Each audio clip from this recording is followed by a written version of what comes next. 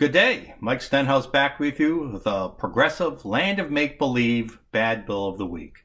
This week we look at the cigarette tax as proposed in Article 4 of the governor's fiscal year 2019 budget. Listen, we all know that government's always looking for ways to grab money from your pockets.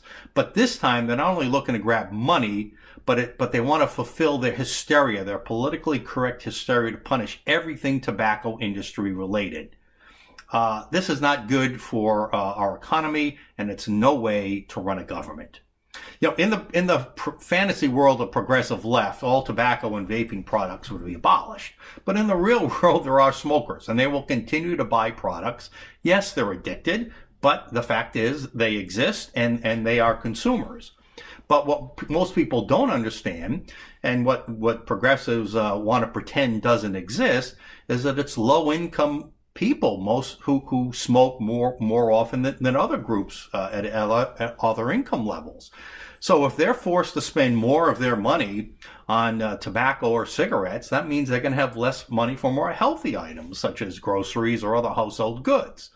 Also, the anti-tobacco fanatics do not want to admit and pretend that cigarette taxes are not a driving factor in determining where they buy their cigarettes. Remember, we live in a small state. Massachusetts and Connecticut borders are very close to almost all of us.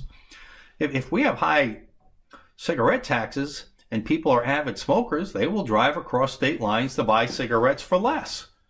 And guess what? When they drive across those state lines, they buy gasoline and other convenience store items. You know that many small business retailers achieve up to 30% of their revenues from tobacco-related products?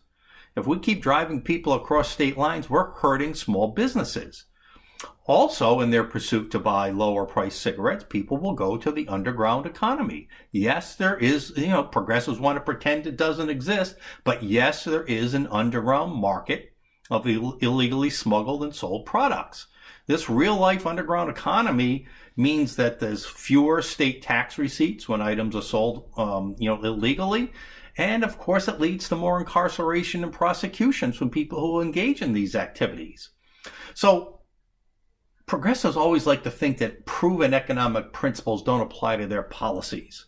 Well, we live in a real world, not their land to make believe. Combine all these things, the loss of disposable income, retail sales losses from small businesses, increased costs of criminal justice.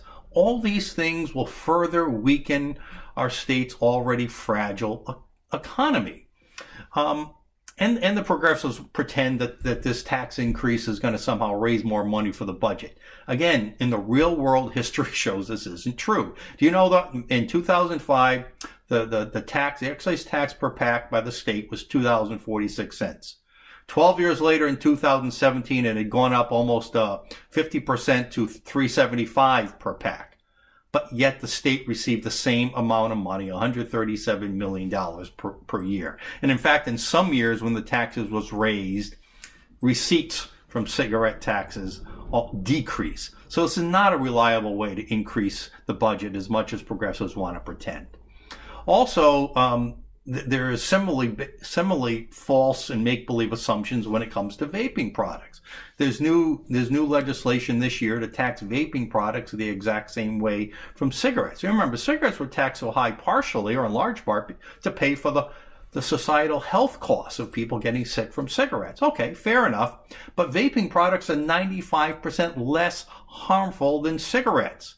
And when we're disincentivizing people through high taxes from engaging in less harmful activities, that hurts our state. That increases sickness, increases medical costs, and increases state Medicaid spending. These politically correct-driven policies, these emotional-based policies, so many of them over the years in Rhode Island have resulted in our bottom 10 national rankings in so many major economic indexes. So it is our hope that lawmakers will live in the real world. They still have time to make decisions about these cigarette and vaping taxes before the end of the spring, before the end of this session. Let's not live in the progressive land and make believe.